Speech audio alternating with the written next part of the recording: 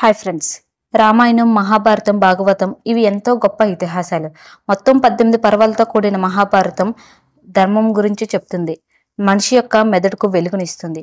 అలాంటి మహాభారతంలో కుంతి, ద్రౌపదికి ఉన్నంత ప్రాముఖ్యత గాంధారికి ఇవ్వలేదనే చెప్పాలి. ధృతరాష్ట్రుడుకు పుట్టుకతో అంధుడు కాబట్టి తాను కూడా కళ్ళకు గంతలు కట్టుకొని భర్త అడుగుజాడల్లో నడిచిన పతివ్రత. గాంధారరాజు సుబలుడు పెద్ద కుమార్తె, శకునికి సోదరు కూడా. అతిరూప లావణ్యవతైన గాంధారిని ధృతరాష్ట్రుడికిచ్చి వివాహం చేయాలని భీష్ముడు భావిస్తాడు. ఈ విషయం గురించి విదురుడితో చర్చిస్తాడు. అంతేకాదు, గాంధారికి 100 మంది కుమారులు జన్మిస్తారని శివుడు వరం ప్రసాదించాడు. కురువంశాన్ని నిలబెట్టడం తన కనీస కర్తవ్యం కాబట్టి సుబలుడికి వర్తమానం పంపుతాడు భీష్ముడు. ఈ వివాహానికి సుబలుడు అంగీకరించిన బంధువులు మాత్రం అభ్యంతరం చెప్తాడు. ముఖ్యంగా శకునికి ఈ వివాహం ఇష్టం లేదు. తండ్రి మాటిచ్చాడు కాబట్టి ధృతరాష్ట్రుడిని భర్తగా అంగీకరించి ఆయనతో పాటు కళ్ళకు గంతలు కట్టుకుంటుంది. అనంతరం 100 కుమారులకు జన్మనివ్వడం తెలిసిందే. సామ్రాజ్యం కోసం కురుపాండవుల మధ్య మొదలైన విభేదాలు చివరకు మహాభారత సంగ్రామానికి దారితీశాయి. ఇది మహాభారతం ఆఖరి దశలో జరిగిన ఒక సంఘటన. కౌరవ సైన్యంలో అతిరథ మహారాజులందరూ మరణించారు. దుర్యోధనుని కూడా భీముడు సంహరించాడు. అయితే కౌరవులు అంతం అవడంతో మహాభారతం ఏమీ ముగిసిపోలేదు. ఆ తర్వాత పాండవులు, యాదవ వంశం, కృష్ణుడి మరణం సంభవించాయి. అన్నిటికన్నా ముఖ్యమైన విషయం కృష్ణుడి మరణం ఎలా జరిగిందనే విషయం. శ్రీకృష్ణుడు అవతారం చాలించాడు. ఆ తర్వాత ద్వారక నీటి మునిగిపోయిందని చెబుతారు. అయితే తనకు తానుగా అవతారం చాలించలేదని, గాంధారి శాపం కారణంగా మహాభారత యుద్ధం ముగిసిన 3.5 దశాబ్దాల తర్వాత శ్రీకృష్ణుడు అవతారం చాలించాడని చెబుతారు. అసలు గాంధారి శాపం ఏంటి? గాంధారి శాపం కారణంగానే ద్వారక మునిగిపోయిందా? గాంధారి కృష్ణుడికి శాపం ఎందుకు ఇచ్చింది? ఈ విషయాలన్నీ తెలుసుకునే ముందు ఈ వీడియోని ఎవరైనా ఫస్ట్ టైం చూస్తే ప్లీజ్ సబ్స్క్రైబ్ చేసుకోండి అండ్ అలానే లైక్ చేయండి, షేర్ చేయండి.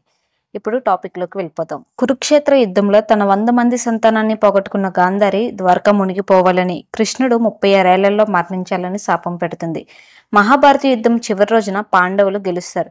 కానీ ఆ గెలుపును పాండవులు ఆనందించరు. ఎందుకంటే తన బంధువులు, సైనికుల మరణం పట్ల చింతిస్తారు. ఈ విధ్వంసం మొత్తం చూసిన కృష్ణుడు కూడా అలా ఉండిపోతాడు. ఆ సమయంలో దూరం నుంచి గట్టిగా ఏడుపులు వినిపిస్తాయి. ఆ ఏడుపు గాంధారిది. ఆమె తన మొదటి సంతానం దుర్యోధనుడి దగ్గర కూర్చొని ఏడుస్తుంది. ఆ సమయంలో పాండవులు, కృష్ణుడు వచ్చారని గాంధారికి చెప్తాడు సంజయుడు. ఆగ్రహంతో ఊగిపోయిన గాంధారి, నేను నిత్యం పూజించే శ్రీ మహావిష్ణువైన నువ్వు ఈ విధ్వంసాన్ని ఆపలేకపోయావని దుమ్మెత్తిపోస్తుంది.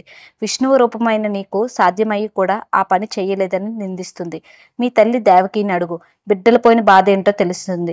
ఆమె 7 పిల్లలను పుట్టిన వెంటనే కోల్పోయింది. నేను నా 100 కొడుకులను యుద్ధంలో కోల్పోయినని శోకాలు పెడుతుంది. గాంధారి మాటలు విన్న శ్రీకృష్ణుడు ఓ చిరునవ్వు నవ్వి, ఇదంతా జరుగుతుందని ముందే దుర్యోధనుడికి, మిగతా కౌరవులకి కూడా చెప్పానని చెబుతాడు.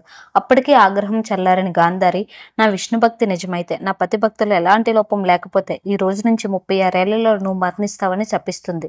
అంతేకాదు, యాదవులు కూడా ఒకరినొకరు కొట్టుకొని చస్తారని, ద్వారక నీటి మునుగుతుందని చెప్పిస్తుంది. ఆ తర్వాత కాసేపటికి ఆవేశం చల్లారి తాను పెట్టిన శాపం గుర్తు చేసుకున్న గాంధారి కృష్ణుడు పాదాలపై పడి ఏడుస్తుండగా ఆమెను పైకి లేపిన కృష్ణుడు ఆ శాపాన్ని అంగీకరిస్తాడు.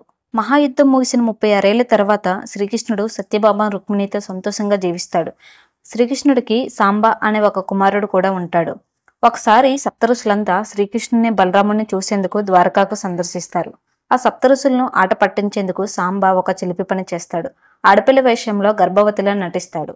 తాను గర్భవతిని వాదిస్తూ శిశువు యొక్క లింగాన్ని అంచనా వేయమని ఋషులను అడుగుతాడు. ఒక ఋషి కోపంతో సాంబ తన జాతి మొత్తాన్ని నాశనం చేసే ఒక ఇనుప కడ్డీకి జన్మనిస్తాడని శపిస్తాడు. శాపం ప్రకారం మరుసటి రోజు సాంబ ఒక ఇనుప కడ్డీకి జన్మనిస్తాడు. జరిగిన విషయాన్ని ఉగ్రసేనుడు రాజుకు తెలియజేస్తాడు. ఉగ్రసేనుడు సాంబడిని ఆ కడ్డీని పొడవుగా చేసి సముద్రంలో పడవేయమని ఆదేశిస్తాడు. కొన్ని రోజులకు సముద్ర తీరానికి అది కొట్టుకొచ్చి ఎరుక కడ్డీ పొడవాటి రెల్లుగా పెరుగుతుంది. యాదవులు పండగ కోసం అదే సముద్ర తీరంలో ఉన్నారు. అప్పుడు వారందరి మధ్య పోరాటం జరుగుతుంది. చేతికి ఆయుధాలు లేవు. యాదవులు ఇనుముల్లా బలంగా ఉన్న ఎరుకగడ్డిని పగలగొట్టి వాటితో ఒకరినొకరు చంపుకోవడానికి ఉపయోగిస్తారు. ఆ విధంగా ఇనుపగడ్డి మొత్తం యాదవ వంశాన్ని నాశనం చేస్తుంది. ఆ ఇనుపగడ్డిని సముద్రంలో పడేసినప్పుడు అందులో చిన్న భాగాన్ని ఒక చేప మింగేస్తుంది. అదే చేపను జారా అనే వేటగాడు పట్టుకుంటాడు. ఈ వేటగాడు మరెవరో కాదు, గత జన్మలో రామాయణంలోని వాలి. అతను చేప నుండి ఆ ఇనుప ముక్కను వేరు చేసేస్తాడు. అది ఒక బాణం తల వంటి ఆకృతిని కలిగి ఉందని గమనించి దానిని బాగా పొదును పెట్టి తన బాణాలలో ఒక దానిపై ఉంచుతాడు. ఒకరోజు శ్రీకృష్ణుడు ఒక చోట కాలుపై కాలు వేసుకుని ఆలోచనలో మునిగిపోతాడు. ఆ సమయంలో కదులుతున్న కాలువేలు చూసి జింకగా భ్రమపడి వేటగాడు జర బాణం వేస్తాడు. అలా శ్రీకృష్ణుడు అవతారం చాలిస్తాడు. ఆ తర్వాత కృష్ణుడికి అంత్యక్రియలు నిర్వహించగా శరీరం మొత్తం కాలిపోయిన, గుండె మాత్రం అలాగే కొట్టుకుంటూ ఉండిపోయిందని చెబుతారు. ఈ వీడియో మీకు ఎలా అనిపించిందో కింద కామెంట్ చేయండి అండ్ మరొక వీడియోతో మళ్ళీ కలుద్దాం. Thank you.